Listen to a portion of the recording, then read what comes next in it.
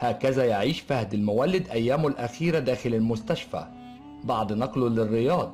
ستبكي عليه منظر يوجع القلب بعد رجوعه للمملكة العربية السعودية. أول تعليق من شقيق فهد المولد عن حالته الصحية، وكمان حالة من الحزن في الشارع السعودي بسبب حادث فهد المولد.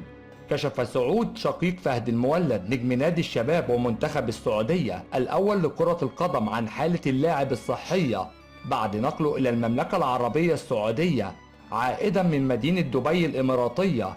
فهد المولد البالغ من العمر 30 عام تعرض لحادث مؤسف في مدينة دبي خلال الأسبوع الماضي بالسقوط من شرفة منزله بالدور الثاني.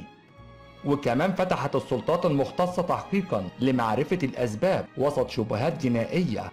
وبعد العديد من المحاولات الفاشلة بسبب حالته الصحية الحرجة، نجح الحرس الوطني السعودي أخيرا مساء أمس في عملية الإخلاء الطبي للاعب من مدينة دبي وإعادته إلى المملكة العربية السعودية، حيث يتواجد في العناية المركزة حاليا.